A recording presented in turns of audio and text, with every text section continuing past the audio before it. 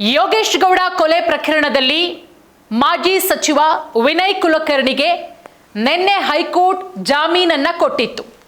ವಿನಯ್ ಕುಲಕರ್ಣಿ ಜೈಲಿನಿಂದ ರಿಲೀಸ್ ಆಗಿದ್ದಾರೆ. ಆದರೆ ವಿನಯ್ ಕುಲಕರ್ಣಿಗೆ ಸದ್ಯಕ್ಕೆ ಹೈಕೋರ್ಟ್ನಿಂದ ರಿಲೀಫ್ ಸಿಕ್ಕಿದೆ. ಆದರೆ ಸುಪ್ರೀಂ ಕೋರ್ಟ್ ಮೆಟ್ಟಿಲೇರೋದಕ್ಕೆ ಯೋಗೇಶ್ ಗೌಡ ಸಹೋದರ ಹಾಗೆ ಹೋರಾಟಗಾರರಾದಂತಹ ಬಸವರಾಜ್ ಕೊರವರ್ ನಿರ್ಧಾರವನ್ನ ಕೂಡ ಮಾಡ್ಕೊಂಡಿದ್ದಾರೆ. ನೆನೆ ಯೋಗೇಶ್ ಗೌಡ ಪತ್ನಿ ರಿಯಾಕ್ಟ್ ಮಾಡಿದ್ರು, ಯಾರು ಸುಪ್ರೀಂ ಕೋರ್ಟ್ಗೆ ಹೋದ್ರು ಕೂಡ ನಾನು ಈ ಕೇಸ್ಗೆ ತಲೆ ಹಾಕಲ್ಲ, ಕಾನೂನಿಗೆ ನಾನು ತಲೆ ಬಾಗ್ತೀನಿ. ಅವತ್ತು ವಿನಯ್ ಕುಲಕರ್ಣಿ ಅವರಿಗೆ ಕೋರ್ಟು ಶಿಕ್ಷೆ ವಿಧಿಸಿದಂತಹ ಸಂದರ್ಭದಲ್ಲಿ ಆ ತೀರ್ಪಿಗೂ ಕೂಡ ನಾನು ತಲೆಬಾಗದೆ. ಇವತ್ತು ಅವರನ್ನ ಬಿಡುಗಡೆ ಮಾಡಲಾಗಿದೆ, ಇವತ್ತಿಗೂ ಕೂಡ ನಾನು ತಲೆಬಾಗ್ತೀನಿ, ನಾನು ಯಾವ ಸುಪ್ರೀಂ ಕೋರ್ಟ್ಗೂ ಹೋಗಲ್ಲ ಅಂತ. ಬಟ್ ಆದರೆ ಈಗ ಯೋಗೇಶ್ ಗೌಡ ಕೊಲೆ ಪ್ರಕರಣದಲ್ಲಿ ಮಾಜಿ ಶಾಸಕ ವಿನಯ್ ಕುಲಕರ್ಣಿಗೆ ಹೈಕೋರ್ಟ್ ಜಾಮೀನನ್ನ ಮಂಜೂರು ಮಾಡಿದೆ. ಈ ಆದೇಶವನ್ನ ಪ್ರಶ್ನೆ ಮಾಡಿ ಸಾಕ್ಷಿ ನಾಶದ ಪ್ರಯತ್ನಗಳು ನಡೀತಾ ಇರೋ ಕಾರಣ ಸುಪ್ರೀಂ ಕೋರ್ಟ್ಗೆ ಮೇಲ್ಮನವಿ ಸಲ್ಲಿಸೋದಾಗಿ ಹೋರಾಟಗಾರ ಬಸವರಾಜ್ ಕೊರವರ್ ಸ್ಪಷ್ಟಪಡಿಸಿದ್ದಾರೆ. ಬಸವರಾಜ್ ಕೊರವರ್ ಅವರ ಒಂದು ಹೋರಾಟ ಕೂಡ ಇತ್ತು.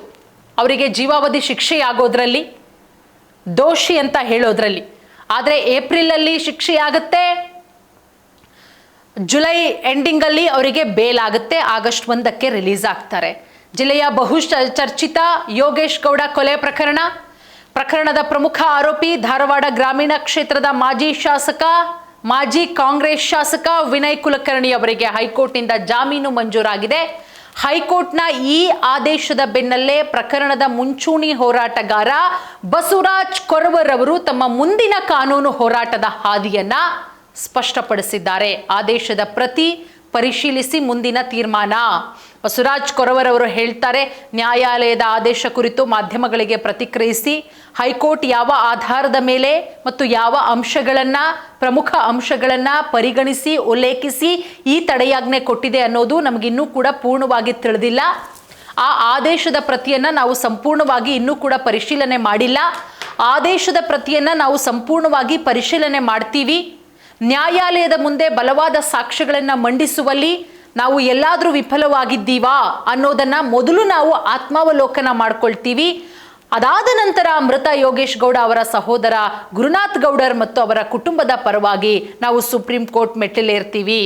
ಸಾಕ್ಷಿಗಳನ್ನ ಹೈಜಾಕ್ ಮಾಡಿದ್ರು ಧೃತಿಗೆಡದ ಸಾಕ್ಷಿಗಳು. ಪ್ರಕರಣದ ತನಿಖಾ ಹಂತದ ಸವಾಲುಗಳನ್ನ ಸ್ಮರಿಸ್ತಾರೆ. ಇದು ಅತ್ಯಂತ ವಿಶೇಷ ಸೂಕ್ಷ್ಮ ಪ್ರಕರಣ. ಈ ಪ್ರಕರಣದಲ್ಲಿ ಸಾಕಷ್ಟು ಸಾಕ್ಷಿಗಳನ್ನ ಹೈಜಾಕ್ ಮಾಡಿರೋ ಆಘಾತಕಾರಿ ಸಾಕ್ಷ್ಯಗಳು ಲಭ್ಯವಿದ್ವು. ಇಷ್ಟೆಲ್ಲ ಬೆದರಿಕೆ ಒತ್ತಡಗಳ ನಡುವೆಯೂ ಸಾಕ್ಷಿದಾರರು ಸ್ವತಃ ನ್ಯಾಯಾಲಯಕ್ಕೆ ಬಂದು ಧೈರ್ಯವಾಗಿ ಸಾಕ್ಷಿ ನುಡಿದಿದ್ರು. ಈ ಎಲ್ಲ ಬಲವಾದ ಸಾಕ್ಷ್ಯಗಳನ್ನ ಹೈಕೋರ್ಟ್ ಗಣನೆಗೆ ತೆಗೆದುಕೊಂಡಿರಬಹುದು ಅಂತ ನಾವು ಭಾವಿಸಿದ್ದೇವೆ. ಆದರೆ ಈಗ ಹೈಕೋರ್ಟ್ ತಡೆಯಾಜ್ಞೆ ಕೊಟ್ಟಿರೋದು ಖಂಡಿತ ನಮಗೆ ಬೇಸರ ತಂದಿದೆ. ಇಂದಿಗೂ ಕೂಡ ಸಾಕ್ಷಿ ನಾಶದ ಯತ್ನ ನಡೀತಾ ಇದೆ. ಸುಪ್ರೀಂಗೆ ಮೇಲ್ಮನವಿ. ಈ ಪ್ರಕರಣದಲ್ಲಿ ಸಾಕ್ಷಿ ನಾಶಪಡಿಸುವ ಮತ್ತು ಸಾಕ್ಷಿದಾರರ ಮೇಲೆ ಪ್ರಭಾವ ಬೀರುವ ಪ್ರಯತ್ನಗಳು ಇವತ್ತಿಗೂ ಕೂಡ ನಿರಂತರವಾಗಿ ಆಗ್ತಾ ಇದೆ. ಇಂತಹ ಪರಿಸ್ಥಿತಿಯಲ್ಲಿ ಹೈಕೋರ್ಟ್ ನೀಡಿರೋ ತಡೆಯಾಜ್ಞೆಯನ್ನು ಪ್ರಶ್ನಿಸಿ ನಾವು ಸುಪ್ರೀಂ ಕೋರ್ಟ್ಗೆ ಅಂದರೆ ಸರ್ವೋಚ್ಚ ನ್ಯಾಯಾಲಯದಲ್ಲಿ ಮೇಲ್ಮನವಿಯನ್ನು ಸಲ್ಲಿಸ್ತೀವಿ. ವಿನಯ್ ಕುಲಕರ್ಣಿ ಅವರ ಧಾರವಾಡ ಜಿಲ್ಲೆ ಪ್ರವೇಶದ ಕುರಿತಾದ ಪ್ರಶ್ನೆ ಸದ್ಯಕ್ಕೆ ಉದ್ಭವಿಸೋದಿಲ್ಲ. ನ್ಯಾಯಾಲಯದ ಸಂಪೂರ್ಣ ಆದೇಶದ ಪ್ರತಿ ನಮ್ಮ ಕೈ ಸೇರಿದ ನಂತರವೇ ಈ ಬಗ್ಗೆ ನಾವು ಕಾನೂನು ತಜ್ಞರೊಂದಿಗೆ ಚರ್ಚೆ ಮಾಡಿ ಸೂಕ್ತ ಉತ್ತರ ಕೊಡಲಾಗುತ್ತೆ ಅಂತ ಬಸವರಾಜ್ ಕೊರವರ್ ಸ್ಪಷ್ಟಪಡಿಸಿದ್ದಾರೆ. ಧಾರವಾಡ ಗ್ರಾಮೀಣ ಕ್ಷೇತ್ರದ ಮಾಜಿ ಕಾಂಗ್ರೆಸ್ ಶಾಸಕ ವಿನಯ್ ಕುಲಕರ್ಣಿ ಅವರಿಗೆ ಸದ್ಯ ರಿಲೀಫ್, ಹೈಕೋರ್ಟ್ನಿಂದ ಜಾಮೀನು ಮಂಜೂರು, ಜೀವಾವಧಿ ಶಿಕ್ಷೆ ರದ್ದಾಗಿ ಜೈಲಿನಿಂದ ಬಿಡುಗಡೆಯಾಗಿದ್ದಾರೆ ಇವತ್ತು. ಈ ಹಿನ್ನೆಲೆ ಮೃತರ ಸಹೋದರ ಗುರುನಾಥ್ ಗೌಡರ್ ಅವರು ಕೂಡ ತಮ್ಮ ಮುಂದಿನ ಕಾನೂನು ಹೋರಾಟದ ಬಗ್ಗೆ ಸ್ಪಷ್ಟಪಡಿಸಿದ್ದಾರೆ. ನಮಗೂ ಕಾನೂನಿದೆ, ಅವ್ರಿಗೆ ಕಾನೂನಿದ್ರೆ ನಮಗೂ ಕಾನೂನಿದೆ, ನಾವು ಕೂಡ ಕಾನೂನಿನಲ್ಲಿ ಹೋರಾಟ ಮಾಡ್ತೀವಿ, ಅವ್ರಿಗೂ ಕಾನೂನಿದೆ, ನಮಗೂ ಕೂಡ ಕಾನೂನಿದೆ. ಹಾಗಾಗಿ ಜಾಮೀನಿಗೆ ಸಿಕ್ಕಿರುವಂತಹ ವಿಚಾರ ನಮಗೆ ಖಚಿತಪಡಿಸಿದ್ದಾರೆ. ದೇಶದಲ್ಲಿ ನಮಗೂ ಕಾನೂನಿದೆ, ಅವ್ರಿಗೂ ಕಾನೂನಿದೆ, ನಮಗೆ ನ್ಯಾಯ ಸಿಗುತ್ತೆ ಅನ್ನೋ ಬಲವಾದ ನಂಬಿಕೆಯಿಂದಲೇ ನಾವು ಹಿಂದೆ ನ್ಯಾಯಾಲಯದ ಮೊರೆ ಹೋಗಿದ್ದೀವಿ. ನಮಗೆ ನ್ಯಾಯ ಕೂಡ ಸಿಕ್ಕಿತ್ತು. ಈಗ ಅವರು ಹೈಕೋರ್ಟ್ ಮೊರೆ ಹೋಗಿ ಜಾಮೀನು ಪಡ್ಕೊಂಡಿದ್ದಾರೆ.